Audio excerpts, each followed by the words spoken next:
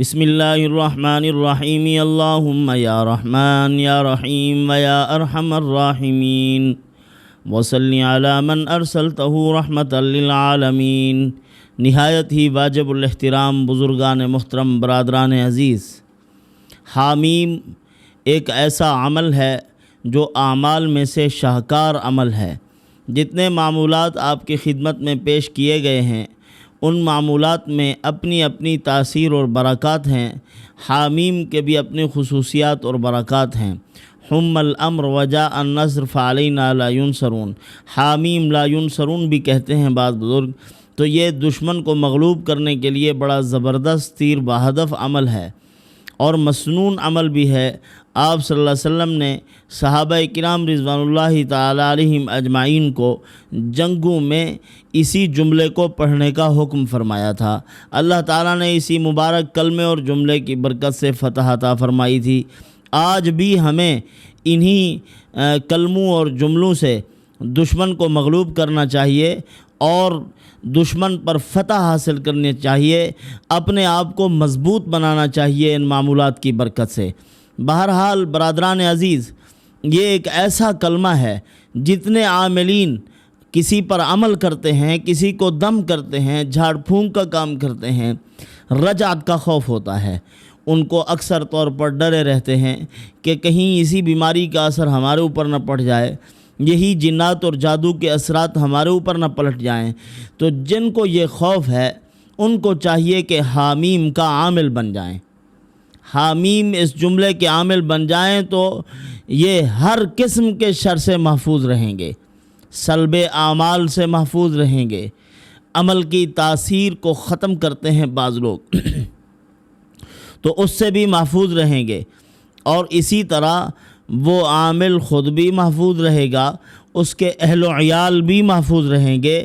بیوی بچوں پر بعض اوقات اثر پڑ جاتا ہے، اپنا تو مضبوط حصار ہوتا ہے لیکن بچوں کا حصار کمزور پڑ جاتا ہے، لہذا بچوں کا بھی مضبوط حصار ہو جائے، دشمنوں سے محفوظ ہو جائیں تو اس کے لیے یہ زبردست عمل ہے۔ علماء نے اس کے عجیب خواص لکھے ہیں، اگر ان خواص کو دیکھا جائے تو یہ زبردست عمل ہے۔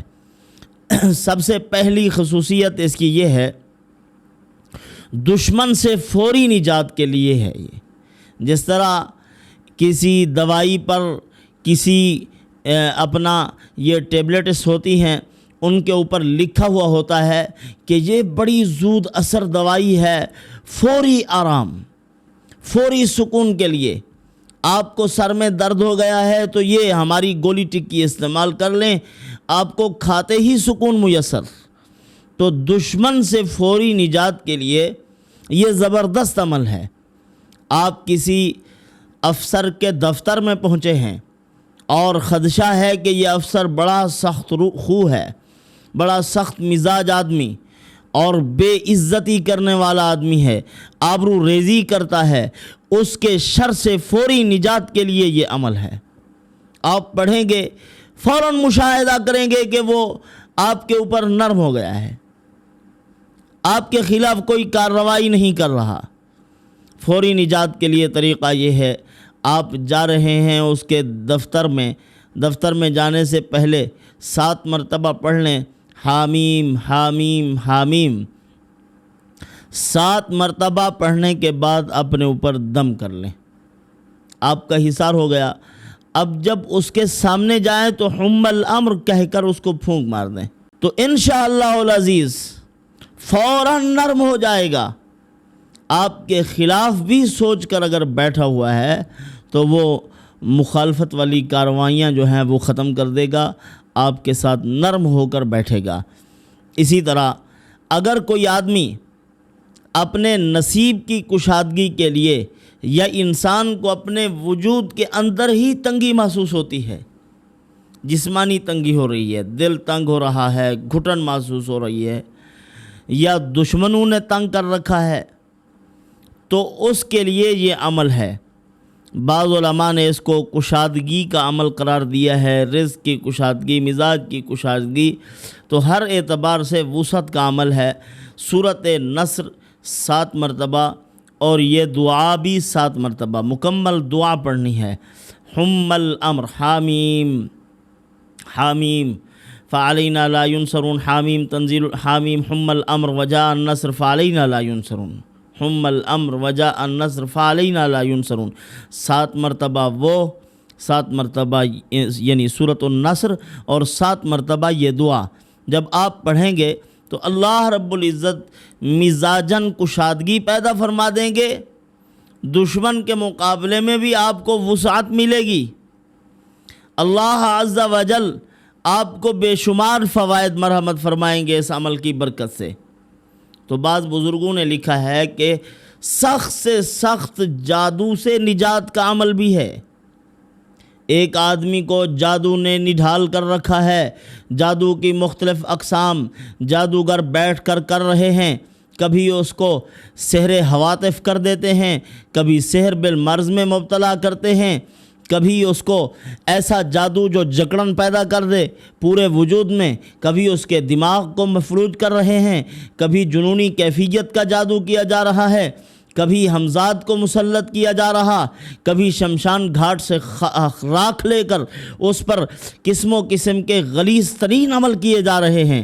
فرمایا کہ ایسا آدمی یتخبطہ الشیطان من المس، جس کو شیاطین نے مخبوط الحواس بنا دیا ہو، ایسے آدمی کو چاہیے کہ اس عمل کو حاصل کرے اور اس عمل کی برکت سے شیاطین سے حفاظت طلب کرے اللہ تعالیٰ سے۔ زبردست عمل ہے یہی۔ فرمایا کہ صبح و شام پہلے تو کوشش کرنی چاہیے، اس عمل کے عامل سے ملاقات کرنی چاہیے، اس کا اثر کئی گنا زیادہ ہوتا ہے۔ اکابر علماء اور بزرگوں کی اجازتیں بھی ان کو حاصل ہوتی ہیں، اور ان کی نگرانی میں یہ معمولات بھی انہوں نے کیے ہوئے ہوتے ہیں، تو یہ ان کے پاس چلا جائے۔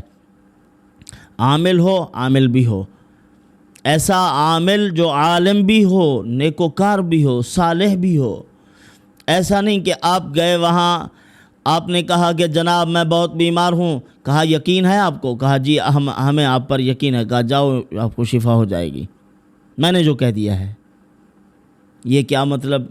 اللہ کے نبی بھی دم کرتے ہیں، تو آپ کیسے پیر ہیں جو آپ کا آن لائن سسٹم ہے کہ یہ چلا جائے وہاں، گھر میں پہنچ جائے تو آپ پیچھے سے اس کا علاج ٹرانسفر کر دیں گے؟ اور بے وقوف ہو، ان پر عمل کرو۔ کوئی یقین ہے آپ کو؟ جی یقین ہے، جاؤ۔ یہ کیسی بات ہے؟ آپ ٹھیک ہو جائیں گے بھئی۔ تو اس طرح نہیں، عامل ہو، عالم ہو، صالح ہو، اللہ کے نیک بندوں میں سے ہو، جو صاحب نسبت ہے، جس سے انوارات و برکات ٹپکتے ہوئے محسوس ہو رہے ہوں کہ یہ کسی اللہ والے کا خلیفہ مجاز ہے، یا کسی بزرگ سے اس کو اجازت حاصل ہے، یا نیک اللہ والوں بزرگوں کا اس پر سایہ ہے، ان کی سرپرستی میں یہ کام کرتے ہیں۔ اگر ایسا ہو تو بہت غنیمت انشاءاللہ۔ جیسے ہماری زبان میں کہتے ہیں پہلی پڑیا پہ شفا، آپ کو تو پہلے دم پہ اللہ تعالیٰ کرم فرما دیں گے۔ تو عامل ہو، عالم بھی ہو، صالح بھی ہو، اس سے جب آپ اس حصار والا عمل کروائیں گے کہ حامیم کا عمل کر دیجئے، حامیم وہ آپ کے ہر طرف سے آپ کا حصار کر دیں گے، آپ شیطان کے شر سے، جنات کے شر سے، اور اسی طرح دیگر شریر طبقات کے شر سے محفوظ ہو جائیں گے۔ جتنی بھی گہرا جادو کیوں نہ ہو، اس سے ختم ہو جائے گا، علماء نے لکھا ہے۔ تو اسی طرح اس کے اور بھی بہت سے معمولات ہیں۔ غیب سے رزق کا اس کا ایک شاہکار عمل ہے۔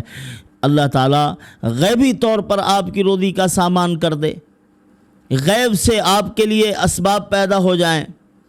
ایک دکاندار ایسا تھا جس کی دکان پر ایک آدمی بھی نہ جائے، اس کی بکری بالکل نہیں، سارا دن بیٹھے مکھیاں مارتے رہیں۔ اس عمل کو کریں، اللہ تعالیٰ رش کر دیں گے، لوگ آپ سے چیزیں لینا سعادت سمجھیں گے، غیب سے روزی کے اسباب پیدا ہو جائیں گے۔ تو بندے کے لیے غیب سے روزی کا سامان ہو جائے، اس کے لیے علماء نے لکھا ہے کہ طلوع آفتاب کے وقت، صبح کے ٹائم، نبی پاک صلی اللہ علیہ وسلم کی دعا بھی ہے صبح کے وقت کو، اللہم بارک فی بکورہا، اے اللہ صبح کے وقت میں برکت عطا فرما دے، جو صبح ٹائم اٹھتے ہیں ان کے وقت میں برکت، مال میں برکت، تجارت میں برکت، ہر چیز میں برکت ہی برکت ہوتی ہے۔ جن کو اٹھنے کی عادت نہیں ہے، 11 بجے اٹھے اور ظہر کو جا کر دکان کھولی، رات کے 1 کے 2 بجے وہاں سے واپس آئے، روٹی کھائی، زہر بن گیا، کھانا سو گئے، تو پھر صبح کو پھر وہی ٹائم، صبح کو اٹھنا نصیب ہی نہیں ہے۔ جب صبح کو اٹھتے نہیں ہیں تو برکت کہاں سے آئے گی؟ ایک صحابی تھے، نبی پاک صلی اللہ علیہ وسلم کی اس حدیث پر عمل کرتے تھے، صبح کو اٹھتے، اپنی چابیاں صاف کرتے، صبح کو اٹھ کے اپنی سواری کو تیار کرتے، چاہے جاتے جس وقت بھی تیاری شروع کر دیتے تھے کہ صبح کے وقت میں برکت ہے، اور اللہ تعالیٰ اس بابرکت وقت کی وجہ سے ہمارے بال و تجارت، مال و اسباب میں برکت عطا فرما دیں گے۔ تو طلوع آفتاب کے وقت فجر کی نماز ادا کرنے کے بعد ایسا جاہل صوفی نہیں ہونا چاہیے، نماز کا بالکل اہتمام نہیں ہے، وظائف کے رٹے پہ رٹے لگائے جا رہا ہے، جماعت کے ساتھ نماز پڑھنا نصیب نہیں۔ جو اجر اور ثواب کی چیز ہے، سب سے بڑے یہی اعمال ہیں، نماز ہے، روزہ ہے، تلاوت قرآن ہے۔ تو طلوع آفتاب کے بعد آپ 101 بار حامیم پڑھیں۔ جب شام کو سورج غروب ہو رہا ہو تو آپ اپنے کاروبار اور بزنس کی کامیابی کے لیے حامیم عین سین قاف 101 بار پڑھیں۔ صبح کے وقت میں صرف حامیم کتنے مرتبہ؟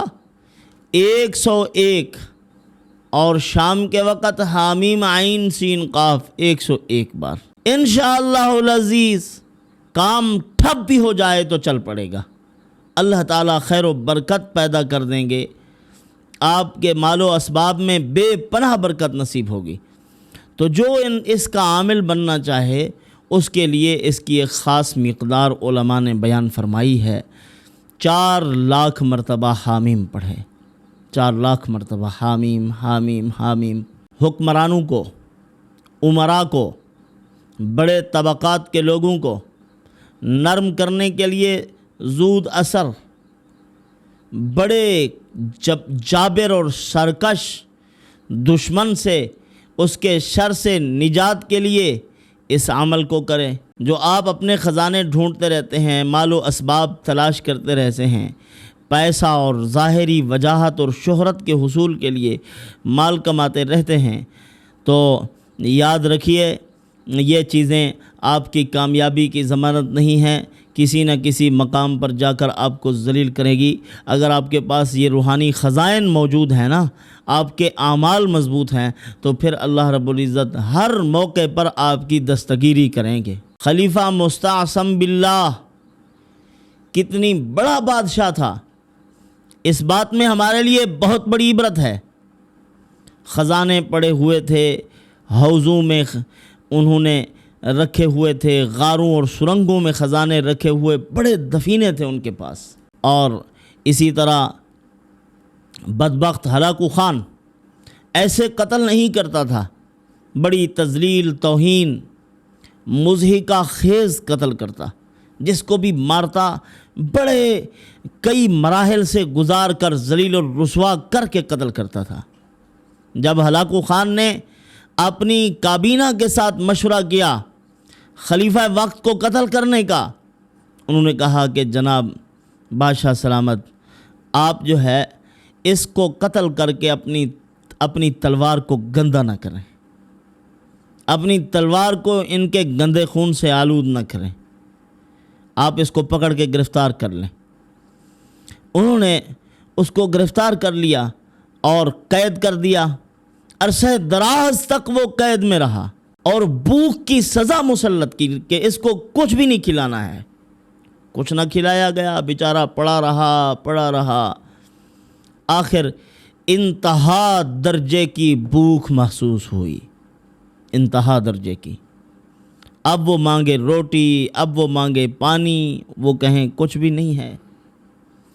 ہلاکو خان نے کہا کہ اٹھاؤ، ایک تشت میں اشرفیاں رکھو، ہیرے اور جواہرات رکھو، اس کو پیش کر دو۔ جب اس کو پیش کیے گئے، وہ ہیرے اور جواہرات اور موتی اور مونگے اور اسی طرح اشرفیوں ان کے ڈش پیش کیے گئے، تو اس وقت خلیفہ وقت نے کہا کہ ارے میں نے تو روٹی مانگی ہے، مجھے ان کی کوئی ضرورت نہیں، مجھے کھانے کی ضرورت ہے، مجھے کچھ کھلایا جائے، اس کو میں کیا کروں گا؟ بڑی عبرت ہے اس بات میں۔ اس وقت ہلاکو خان نے کہا کہ جناب آپ نے جو اس کی حفاظت کی ہے، ان خزانوں کو اکٹھا کیا، ان کو دفن کیا ہے، بچا بچا کے رکھا ہے، آج تم ان کو کھانے کے لیے تیار نہیں ہو، کھاؤ نہ ذرا اس کو۔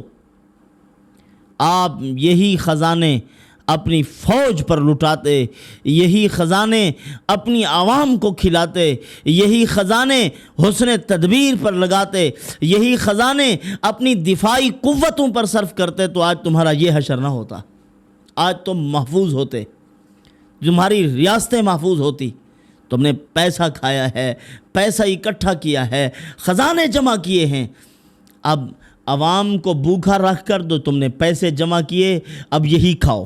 اب ایسے بدبخت دشمن کو کون مرغوب کر سکتا؟ آخر کار بھوک میں بلک بلک کر مر گیا خلیفہ معتصم باللہ۔ اس سے پہلے ایک اور خلیفہ تھے، ان کو قتل کرنے کا فیصلہ کیا اس نے کہ اس کو قتل کیا جائے، تو قتل کرنے کے لیے اس نے اپنے ایک وزیر کو بلایا جو کہ پہلے اسی خلیفہ وقت کا وزیر تھا، اس کو کہا کہ اس کو قتل کرنا چاہیے۔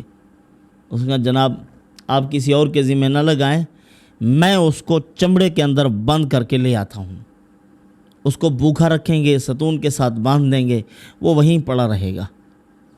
تو بہرحال اس کو اس کے اندر بند کیا گیا، لے آئے اور وہاں آ کر اس کو اتنی ٹانگیں ماری، اتنی پاؤں مارے کہ وہ وہیں مار کھاتے کھاتے اسی چمڑے کے اندر بند وہیں مر گیا، سانس ختم ہو گئے زندگی کے۔ پھر اس کے بعد اس کو اٹھایا اور لوگوں کے حوالے کیا، ان کے گھوڑوں کے ٹاپوں کے اندر ان کو روندا گیا۔ تو برادران عزیز، جب اللہ کا تعلق ٹوٹے گا تو یہی حشر ہوگا ہمارا۔